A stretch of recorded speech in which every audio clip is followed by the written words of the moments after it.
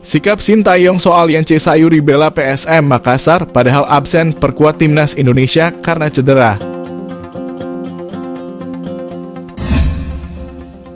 Pelatih timnas Indonesia Sintayong ternyata sangat menyayangkan soal Yance Sayuri yang absen memperkuat skuad Garuda tetapi bisa bermain membela PSM Makassar di Liga 1. Sikap kekecewaan Sintayong ini diungkapkan langsung oleh asistennya, Nova Arianto. Asisten pelatih timnas Indonesia itu mengatakan bahwa hal itu tentu saja tak menyenangkan. Saat itu Yance Sayuri harus dicoret Sintayong dalam pemanggilan pemain untuk timnas Indonesia. Akan tetapi setelah dicoret, Yance malah mengejutkan dengan tampil membela PSM Makassar. Yance Sayuri tampil memperkuat klubnya dalam laga pekan ke-15 Liga 1. Pada laga tersebut, Yance Sayuri bahkan bermain hingga menit ke-78 sebelum akhirnya digantikan. Situasi itu sempat membuat banyak netizen geram karena Yance sebelumnya dikabarkan mengalami cedera. Namun, saudara kembar Yakob Sayuri itu justru bisa bermain bersama klub. Tentu saja hal ini mengecewakan buat Sintayong. Akan tetapi Nova mengatakan hal ini bisa terjadi karena kesalahan komunikasi. Dengan begitu, Nova mengaku tak ingin memperpanjang permasalahan ini. Dia mengembalikan semuanya kepada pihak-pihak terkait. Lebih lanjut, Nova mengaku bahwa saat ini tim pelatih juga memantau pemain-pemain di Liga 1. Termasuk beberapa pemain yang sebelumnya mengalami cedera dan harus menepi. Nova mengatakan bahwa di tengah padatnya jadwal timnas Indonesia di akhir tahun ini, pihaknya memang memantau dan berkoordinasi dengan klub.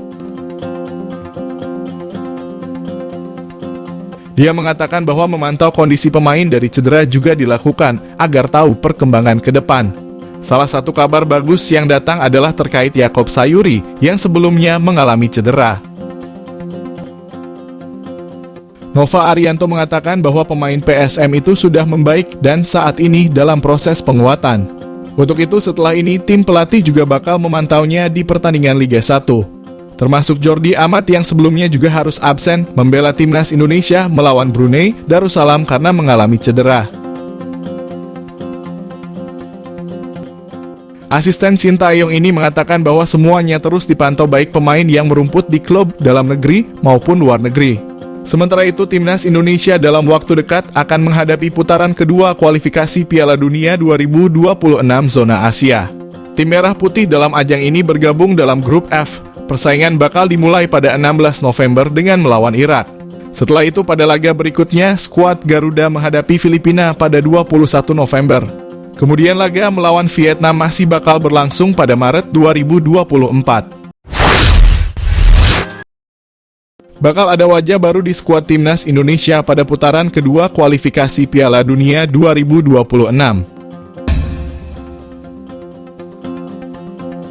Asisten pelatih timnas Indonesia Nova Arianto berbicara soal peluang wajah-wajah baru yang bakal tampil memperkuat skuad Garuda pada putaran kedua kualifikasi Piala Dunia 2026 zona Asia.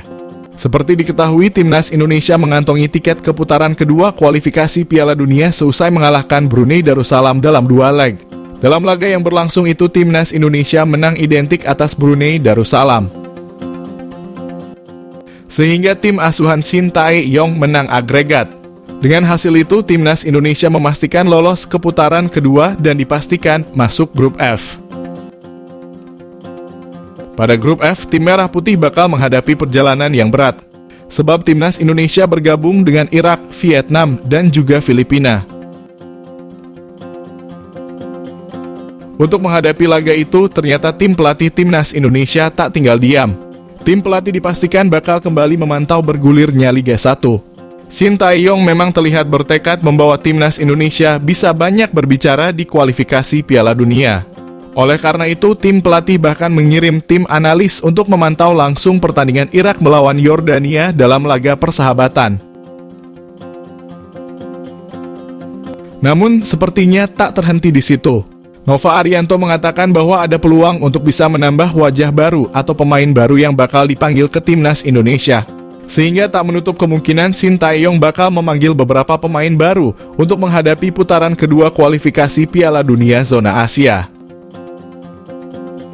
Nova mengatakan bahwa menambah pemain baru itu memang ada peluang besar. Bahkan asisten Shin Tae-yong ini mengaku bahwa ada beberapa pemain yang sudah masuk radar tim pelatih. Meski begitu, ia mengaku bakal dipantau kembali pemain yang sudah masuk radar tim pelatih ini. Namun terkait pemanggilan pemain nantinya tetap akan diputuskan Shin Tae-yong.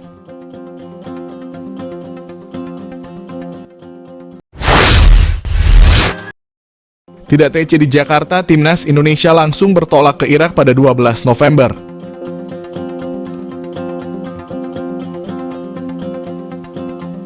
Timnas Indonesia akan membuka laga grup F putaran kedua kualifikasi Piala Dunia 2026 zona Asia dengan menantang Irak. Maka dari itu Timnas Indonesia dijadwalkan langsung bertolak ke Irak untuk menggelar persiapan tim. Dengan demikian tidak akan ada pemusatan latihan di Jakarta lebih dulu.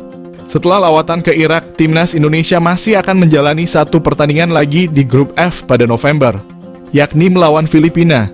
Untuk diketahui, putaran kedua kualifikasi Piala Dunia 2026 zona Asia berlangsung hingga Juni 2024. Timnas Indonesia sendiri melangkah ke putaran kedua usai membungkam Brunei Darussalam. Kini dikatakan Sumarji semua pemain Timnas Indonesia sudah kembali ke klubnya masing-masing.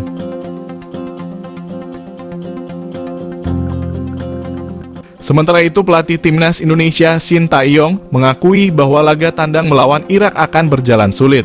Shin Tae-yong pun menyadari bahwa kualitas Irak di atas Timnas Indonesia.